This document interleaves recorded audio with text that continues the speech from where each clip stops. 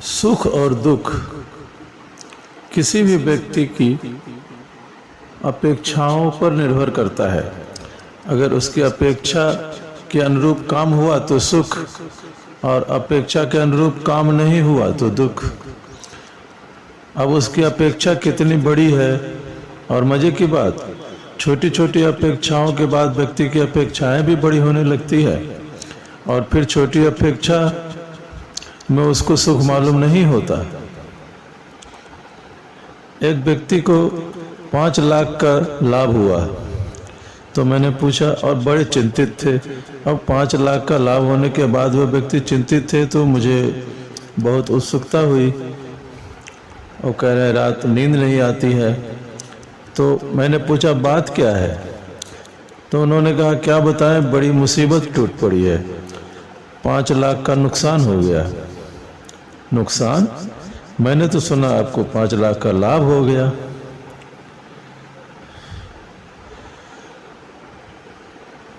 मैंने उनकी फिर पत्नी को पूछा क्या हो गया, कैसे नुकसान लग गया, ये तो कह रहे नुकसान लग गया। तो उनकी पत्नी ने कहा आप इनकी बातों में मत पड़ जाना, 5 लाख का नुकसान नहीं लगा है, 5 लाख का लाभ हुआ है। अब मैं तो बड़ी मुश्किल में पड़ गया। मैंने कहा ऐसी बात है? हाँ ऐसी ही बात है। पर उनको 10 लाख के लाभ की आशा थी और 5 लाख का ही लाभ हुआ। अब इसलिए उनको 5 लाख का नुकसान लग रहा है। नींद हराम है, ब्लड प्रेशर बढ़ गया है, दवाएं चल रही हैं, और कोई उपाय नहीं है उनको समझाने का कि आपको 5 लाख का लाभ हुआ है। मैंने उनसे पूछा तो उन्होंने कहा कि 5 लाख क्या, 10 लाख होने ही वाले थे, 15 भी हो सकते थे, 5 का तो कोई सवाल ही नहीं है। 5 लाख का तो निश्चित रूप से नुकसान हुआ है।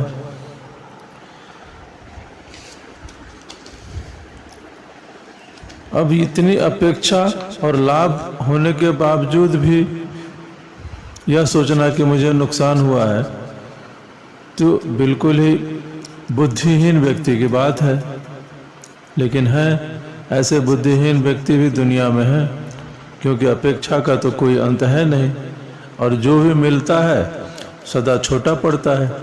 जो भी सफलता मिलती है वह किसी बड़ी असफलता के सामने फीकी लगती है। तो कुछ भी मिल जाए तो तृप्ति नहीं है, संतोष की कहीं कोई झलक नहीं है।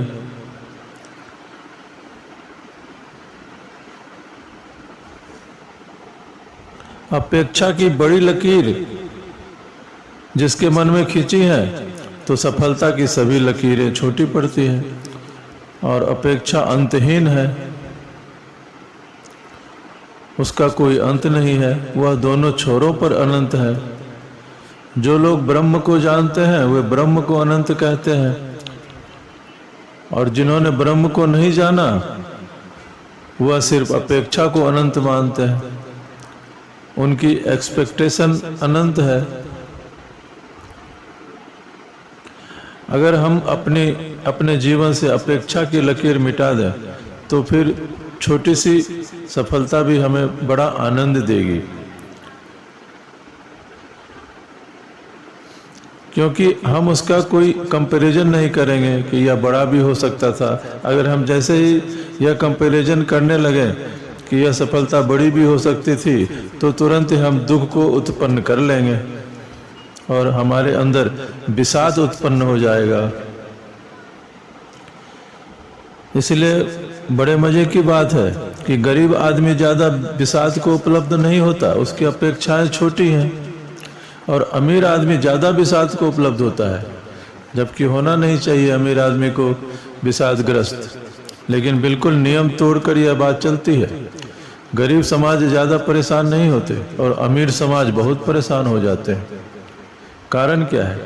असल में गरीब आदमी अनंत अपेक्षा की हिम्मत नहीं जुटा पाता। वह जानता है अपनी सीमा को, वह जानता है कि क्या हो सकता है और क्या नहीं हो सकता है, कौन सी बात अपने बस की बाहर की बात है और कौन सी अपने बस की अंतर की बात है। इसलिए वह अनंत की अपेक्षा नहीं रखता, अनंत की रेखा नहीं बनाता, और इसलिए फ्रस्ट्रेशन को भी उपलब्ध नहीं होता, विषाद भी उसके मन में नहीं आता। और अमीर आदमी जिसके पास सारी सुविधा है, संपन्नता है, वह अपेक्षा की रेखा को अनंत गुना बड़ा करने की हिम्मत जुटा लेता है। बस इसी के साथ फ्रस्ट्रेशन उत्पन्न होने लगता है। और गरीब आदमी के पास भी अगर अपेक्षाएं दिखाई पड़ने लगी तब उपद्रव शुरू हो जाता है, तब वह भी अशांत होने लगता है।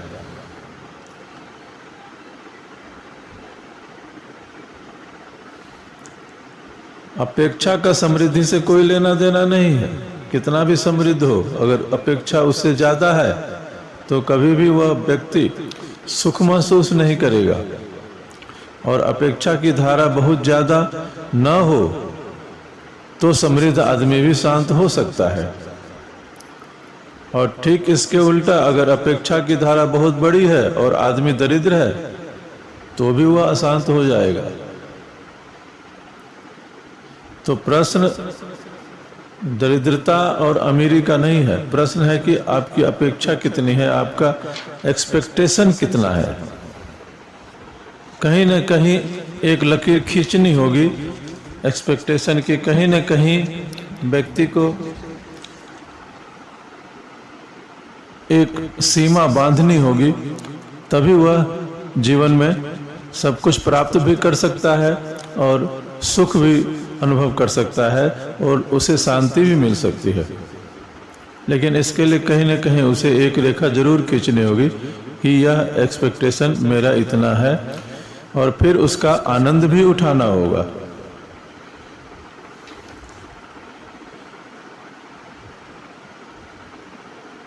कई बार तो व्यक्ति आदर न मिलने पर छोटी छोटी बातों में भी परेशान हो जाता है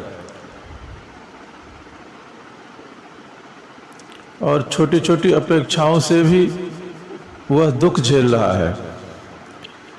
व्यक्ति जितना दुख झेल रहा है, कभी सोच कर देखो तो वह कितनी छोटी अपेक्षाओं पर भी खड़ा है। अब एक आदमी रास्ते से निकल रहा है, आपने सदा उसको नमस्कार किया था, आज आप नमस्कार नहीं करते हैं। अब उसकी नींद हराम है, वह परेशान है, वह सोचने लगा कि क्या हो गया, कोई बदनामी हो गई, इज्जत हाथ से चली गई, प्रतिष्ठा मिट्टी में मिल गई, यह व्यक्ति इसने मुझे नमस्कार नहीं किया, पता नहीं अपने आप को घमंडी समझता है। कितनी ही बातें उसके मन में आने लगी और वह व्यक्ति बहुत परेशान हो गया।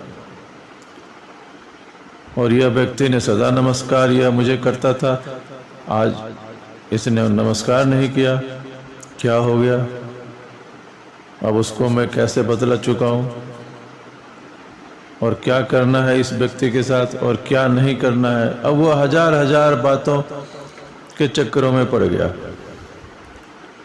और उसकी जिंदगी के सारे भवन उदासी से भर गए।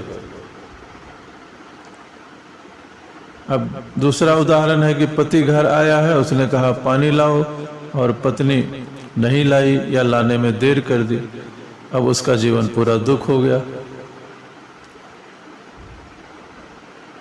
अब पति किसी दिन घर से बाहर निकला, राह चलती किसी स्त्री को उसने आंख उठाकर देखा तो पत्नी के प्राण निकल गए, पत्नी मरने जैसी हालत में हो गई।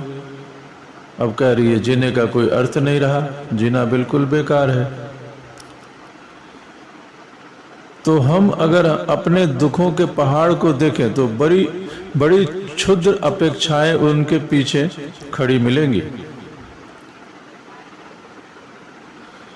तो ऐसी क्षुद्र अपेक्षाओं को पालना सर्वथा मूर्खता है और इस तरह की बातों से अपने जीवन को दुखी करना भी मूर्खतापूर्ण बात है।